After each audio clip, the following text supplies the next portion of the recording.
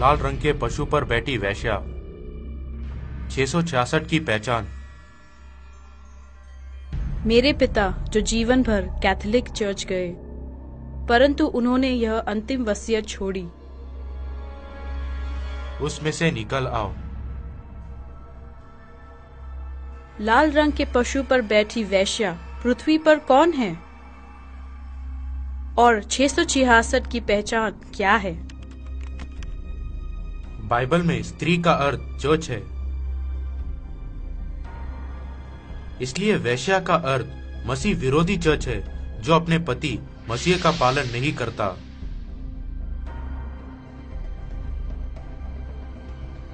क्या पिता ने अपनी वसीयत से मुझे यह कहना चाहा कि मुझे उस चर्च से निकल जाना है जो मसीह का पालन नहीं करता?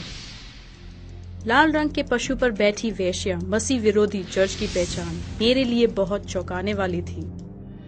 बाइबल उस राज्य के बारे में विस्तार से बताती है जहां से मसीह विरोधी समुदाय का उदय होगा।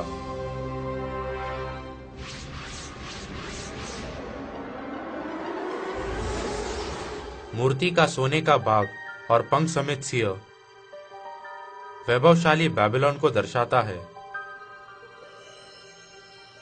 मूर्ति का चांदी का बाग और रीछ उस मादी फारस को दर्शाता है जो 3 राज्यों को क्रूरता से नष्ट करके उदय हुआ। पीतल का बाग और पंख समेत चीता उस ग्रीस को दर्शाता है जिसने फारस को जीतकर 8 वर्षों में बड़े साम्राज्य का निर्माण किया। मूर्ति का लोहे का भाग और 10 सींगों का जंतु शक्तिशाली राज्य रोम को दर्शाता है जो बाद में 10 राज्यों में विभाजित हुआ। बाइबल ने भविष्यवाणी की है कि मानव जाति के इतिहास के सबसे शक्तिशाली राज्य रोम से मसीह विरोधी समुदाय प्रकट होगा। उन 10 सींगों का अर्थ यह है कि उस राज्य में से 10 राजा उठेंगे और उनके बाद उन पहलों से भिन्न एक और राजा उठेगा जो 3 राजाओं को गिरा देगा। सन 493 ईस्वी हेरोली पोप के द्वारा नष्ट किया गया। सन 534 ईस्वी वैंडल्स पोप के द्वारा नष्ट किया गया। सन 538 ईस्वी ऑस्ट्रोगॉथ्स पोप के द्वारा नष्ट किया गया। भविष्यवाणी के अनुसार रोमन पोप के द्वारा 3 राज्य नष्ट किए गए। बाइबल ने भविष्यवाणी की है कि मसीह विरोधी चर्च परमेश्वर के लोगों को सताएगा और परमेश्वर की व्यवस्था को बदलेगा। वह परमप्रधान के विरुद्ध बातें कहेगा और परमप्रधान के पवित्र लोगों को पीस डालेगा और समयों और व्यवस्था के बदल देने की आशा करेगा। बाइबल की 10 आज्ञाएं, कैथोलिक चर्च की 10 आज्ञाएं। उन्होंने दूसरी आज्ञा तू अपने लिए कोई मूर्ति खोदकर न बनाना को निकाल दिया। उन्होंने सबत के दिन को प्रभु के दिन में बदल दिया। उन्होंने 10वीं आज्ञा को 2 भागों में बांट दिया। किस धार्मिक समुदाय ने परमेश्वर के समयों और व्यवस्था को बदल दिया? Roman Catholic church.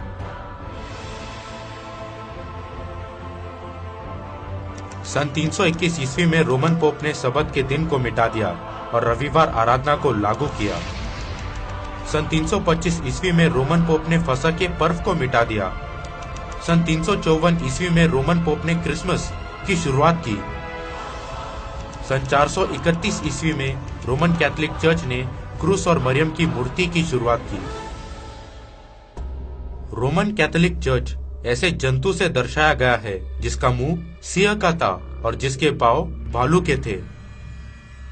सिंह से दर्शाए गए बेबीलोन के समान वे मूर्ति पूजा करते हैं।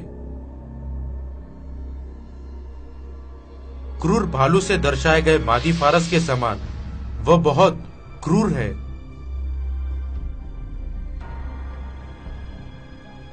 क्योंकि रोमन कैथोलिक चर्च ने 5000 लोगों को विधर्मी और चुड़ैल कहकर मार दिया। तब अंक 666 रोमन कैथोलिक चर्च में किसको संकेत कर रहा है?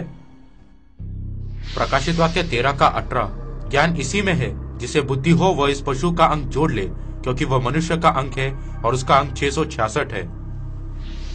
पोप की टोपी में लिखे हुए अक्षर विकारियस फिलिडे, जिसका लैटिन भाषा में अर्थ है परमेश्वर के पुत्र का मध्यस्थ।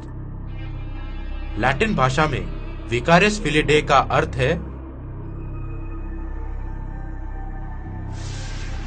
परमेश्वर के पुत्र का मध्यस्थ। यह पोप का सरकारी नाम है। यदि हम इन लैटिन शब्दों के अंकों को जोड़े तो ये 666 है। इसलिए 666 पोप है, रोमन कैथोलिक चर्च का प्रधान।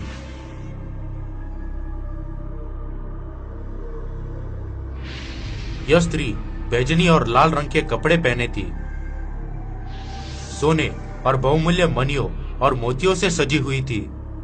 उसके हाथ में एक सोने का कटोरा था जो घृणित वस्तुओं से और उसके व्यभिचार की अशुद्ध वस्तुओं से भरा हुआ था। उसके माथे पर यह नाम लिखा था, भेद बड़ा बेबीलोन, पृथ्वी की वेश्याओं और घृणित वस्तुओं की माता। मैं यह जानकर कांप उठा कि जो धर्म समुदाय परमेश्वर के विरुद्ध है वे रोमन कैथोलिक चर्च और उसका पालन करने वाले प्रोटेस्टेंट चर्च है। लेकिन जो उससे भी अधिक भयंकर बात वह थी परमेश्वर की चेतावनी। हे मेरे लोगों, उस में से निकल आओ कि तुम उसके पापों में भागी न हो और उसकी विपत्तियों में से कोई तुम पर आ न पड़े, क्योंकि उसके पाप स्वर्ग तक पहुंच गए हैं और उसके अधर्म परमेश्वर को स्मरण आए हैं।